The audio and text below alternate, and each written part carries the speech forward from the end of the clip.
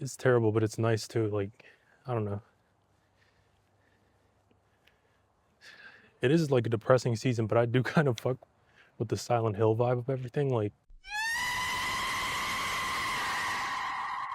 it's so ugly, but it looks so nice at the same time, if that makes sense. Like, so I'm gonna attempt to jump rope in this terrible weather, just strictly for the aesthetic and just, you know, wanting to be outside. So we'll see how it goes. I'm gonna do a little bit of jump rope just to warm up, do a little bit of shadow boxing, maybe try to hit that tree a little bit. I don't know. We'll see. All right, I can barely fucking jump rope as it is, so see how it goes trying to jump rope in this wet grass. Hopefully I don't kill myself. Okay, yeah, it's immediately terrible. Let's try like here. It's a little more level. No, it's not. Maybe on this hill, or is that dangerous? Nah, that shit is mushy.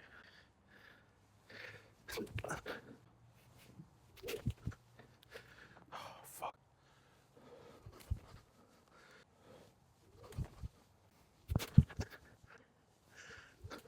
Fuck. God damn it.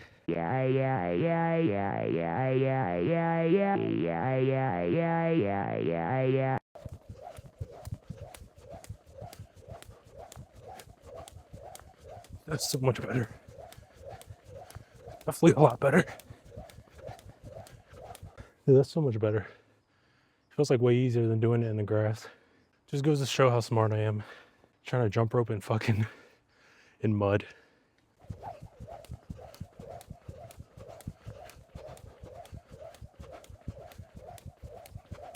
Yeah, my footwork has been really bad, which I guess it's expected when you're like 6'5", 350, unless you're fucking like NFL lineman. Definitely gonna try to improve it with a lot of this shit.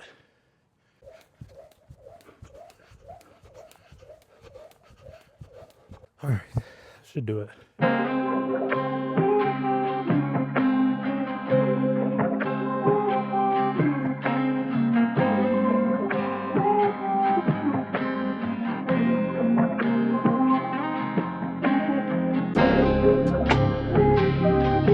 I do not want to kick this tree.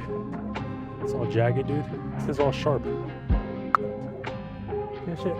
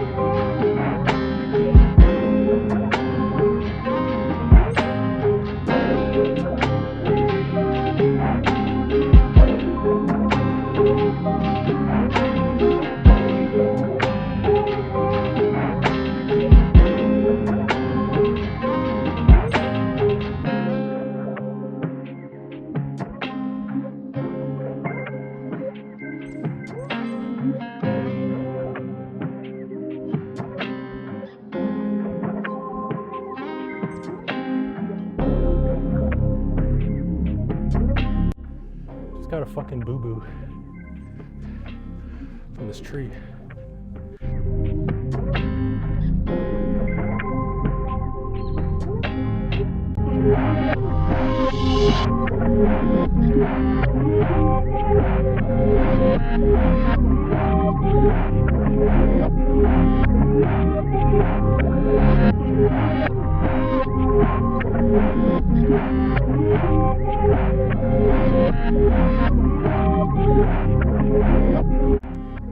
One thing I really need to work on is like my core strength or the leg stability.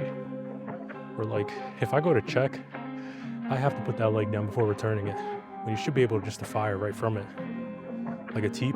If you check into a teep, you should be able to just fire it. I always got to put my leg down. So I go like this, and then I teep. I should be able to just get it. It just feels so stiff. It's just really hard. My leg is probably like 100 pounds. So just trying to keep it up It's just weird. Especially, I can do it slowly, but trying to do it live, that would be impossible. So you gotta put it down. Now I'm cheating, I'm not lifting my leg up as much as I should. But it's just something to work towards, you know? Unless like you're like Sanchai or something, there's always something to work towards. So it's good. It's good when you find shit that you're not good at. That's just like a goal. Like it's easy to say like, oh, I'm not good enough. I'm not the best at this yet. I'm not good enough. I can't do this. I can't do that. But if you think about it, that's really a good thing to not be good enough at something, because that just means that's a goal for you to work towards. That's really like how I've been looking at my entire journey with this Muay Thai shit. Like, yeah, I was like 400 pounds when I started. I could throw up some old photos. All right, I guess I'm gonna move locations. I think I'm done with the training for now. It's cold as fuck. My feet are wet. So yeah, I'll cut to my new location and then start talking a little more. What? You gonna hop on my car? Bentley coupe riding with stars. Originally, I was around like 380 pounds, super depressed, felt like shit about myself all the time. Then I was watching, it's like the weirdest thing that made me start fighting. I was watching this, I don't know if you guys know the streamer Los Pollos TV.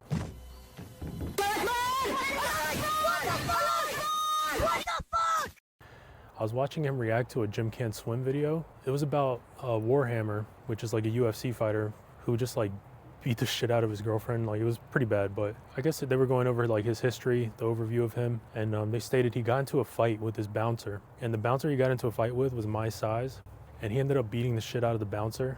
So something in me clicked, like I can't be this size and not be able to defend myself. Like if someone that small comes up to me and beats the shit out of me, that would be so embarrassing. So like if anybody knows me, I'm not the type of guy to go out and take chances and do like crazy shit ever in my life, especially growing up. Like you can't feel safe anywhere. Like, you know, I grew up in some pretty rough times and, you know, gotten beat up as a kid and shit like that. So family stuff and all that. But growing up like that, when nothing feels safe, you just want to stay like cocooned in your own space, just secluded away from everyone and out of danger. So for me to take that step, it was kind of crazy. So yeah, if anybody knows me, you know, that's not the normal thing that I would do is get signed up to get punched in the face. But I was like, you know what, I really got to do this. Something I got to learn, how to defend myself, how to feel. I don't know, it was a weird thing that just clicked in me. And like, if you have ADHD, like my ADHD guys know, or maybe autism, I don't know what I got, but I'm just saying, once you get like that bug up your ass, like there's nothing that can stop you from doing it. So luckily I acted quick on it, because sometimes with me, I'll have like a thought that I need to do something, and then I'll just keep putting it off until eventually it leaves my mind and I don't ever do anything again. So yeah, the next, like, I signed up right as I was watching that video. It was at work too, which is like the craziest thing. I was not working. I was just fucking around, so on my phone. So yeah, I signed up for an MMA gym, and I caught on pretty quick, you know, and I don't know if it's my genetics, because I am Mexican and I come from like a line. I don't know, I want to say a line, but I know like my dad used to box, my grandpa used to box, and apparently my grandpa used to just beat the shit out of everyone. So I didn't know that until later, but yeah, I was actually pretty good at it. I was catching on quick, and I started at 380 pounds, which is pretty big. And I ended up losing 100 pounds, going all the way down. Actually, no, I was around 400. I was 400 pounds. And I lost 100 pounds doing that for about a year. I was also going to school at the time, studying for mechanical engineering.